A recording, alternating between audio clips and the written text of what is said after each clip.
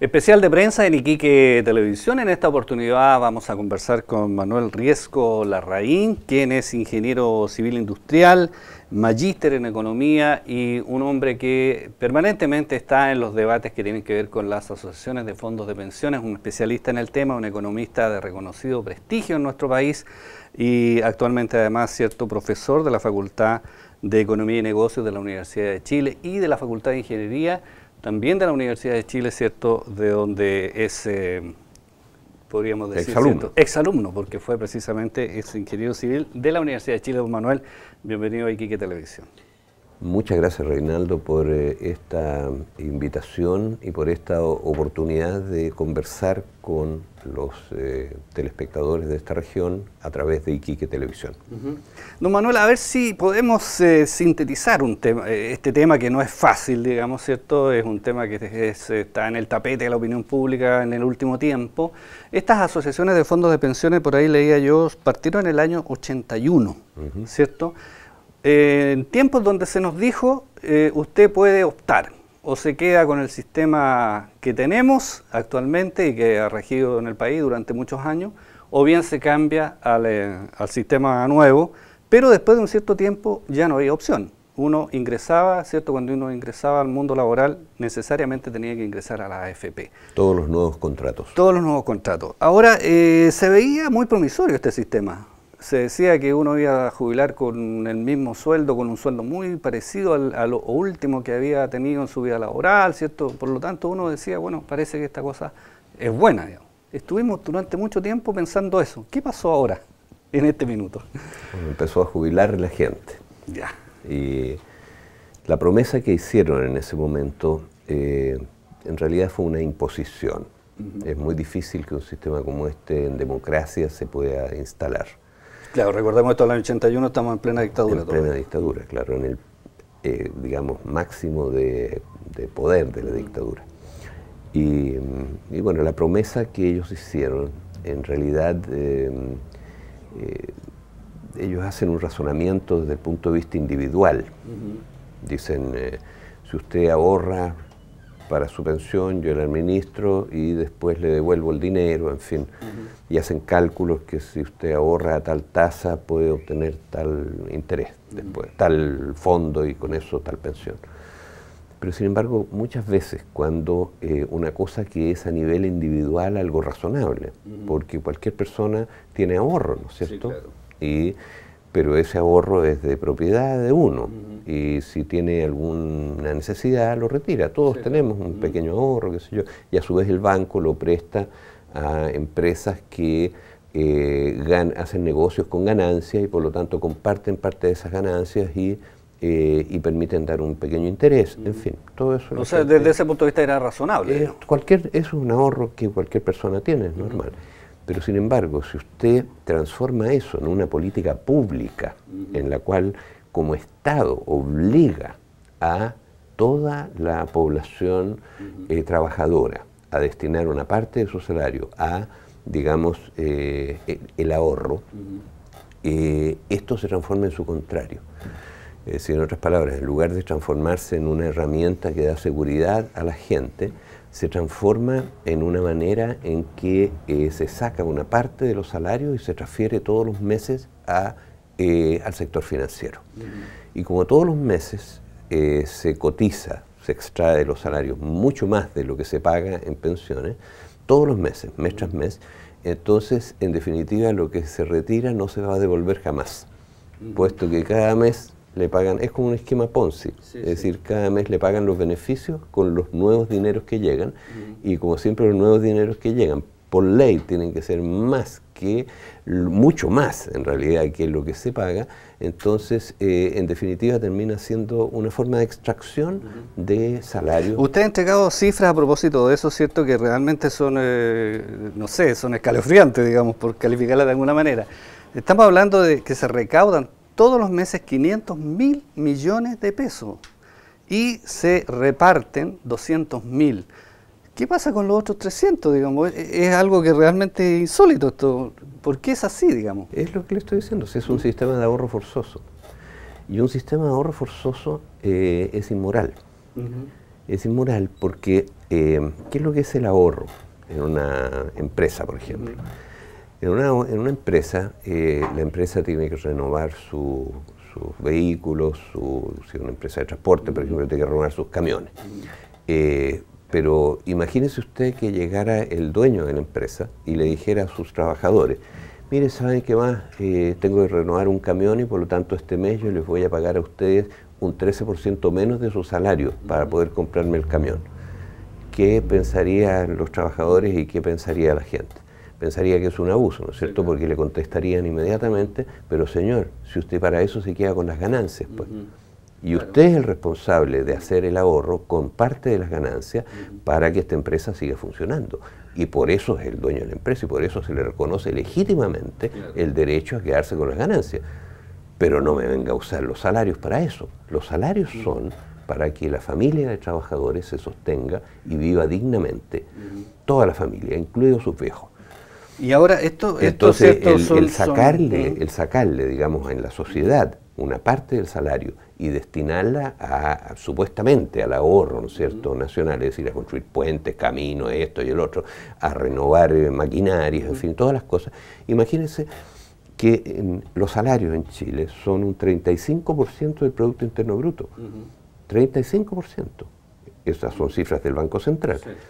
En cambio, el excedente de explotación es un 55%. Y eso es lo que dan las grandes empresas. Y resulta que no les basta con ese 55%, que es de donde cualquier élite legítima debe sacar dinero precisamente para reproducir todos los medios de producción, para invertir en educación, invertir en cultura, en ciencia, en arte, en fin, todas las cosas que hacen las élites legítimas. Resulta que acá la educación se la cargan a los salarios. Y resulta que también parte del ahorro nacional se lo cargan a los salarios. Y eso es una inmoralidad. ¿Y cómo se revierte esto? Porque en fin, esa es la situación, digamos, para avanzar un poquito, ahorro. ¿Cómo se podría arreglar esto? De alguna manera se han propuesto algunas fórmulas, ¿cierto? El gobierno dijo: subamos de un 10 a un 15% la cotización obligatoria, subamos las edades de jubilación, en fin, han surgido distintas voces, digamos. Pero hay otras, como el movimiento No Más AFP, ¿cierto?, que dice que definitivamente este sistema no debiera seguir existiendo. ¿Y qué podemos ofrecer, digamos, en subsidio, digamos? Pero si mire, si la solución no es tan complicada. El impuesto que son las cotizaciones, porque es un impuesto, es el segundo impuesto que más rinde después del IVA. El IVA recauda más o menos 13,8 billones el año pasado y las cotizaciones recaudaron como 6 billones de pesos. 6 billones. Ese es un dato también bastante duro, digamos, bueno, ¿no? Porque en el fondo es la mitad del IVA. La mitad del IVA. Y resulta que la mitad del IVA en este momento está siendo transferida al sector financiero. Mientras tanto, el Estado tiene que endeudarse para financiar el presupuesto. Y además tiene que endeudarse para apoyar el pago de pensiones que son muy bajas por parte del sistema. Y con base a qué promesa ellos se apropiaron de este impuesto. Con la promesa de que le decían, ¿no es cierto?, a la gente: mire, sus hijos no van a poder mantenerlos porque van a haber muchos viejos. Entonces, pero deme la platita que hoy día usted usa, ¿no es cierto?, en 1981 para financiar la pensión digna de su viejo, démela a mí mejor. Y yo voy a hacer mis malabares financieros y voy a darle a usted una pensión magnífica. O sea, solución hay. Ahora, falta voluntad política. Sí, a propósito de voluntad política, y quería preguntarle la última ya consulta porque se nos fue volando el tiempo. Ante estas cifras que son tan evidentes, digamos, lo hemos visto, le señalaba anteriormente a usted, digamos, exponiendo muchos programas de televisión, hemos visto a otros especialistas también señalar en la Fundación Sol, en fin. Uno dice, bueno, por ejemplo, el Partido Comunista tiene una bancada, ¿cierto?, de diputados importante, tiene un peso político importante en el gobierno y uno no los ve, o no los ha visto, o esperaría verlos, ¿cierto?, en una posición, digamos, ¿cierto?, uniforme, en un planteamiento uniforme al país, proponiendo estas cosas que le hemos escuchado a usted y a otros especialistas. ¿Por qué eso no ha ocurrido, digamos, si tienen poder político para hacerlo? Bueno, yo creo que ninguno de los partidos de la nueva mayoría, ni ningún partido en el país tiene el poder por sí solo de poder imponer una visión como esta, que por cierto es la visión que tiene el Partido Comunista. La tiene que ser siempre una coalición, ¿no es cierto?, amplia, es el sistema político, y no solo del gobierno, tiene que haber gente de la oposición también que esté de acuerdo con esto. Hay que convencer al resto. Para eso tiene que haber mucha presión social, porque hay mucha presión, por otro lado, de las propias, de quienes administran este negocio. Claro. Pues imagínese usted que es una cosa escandalosa. Pues, sí.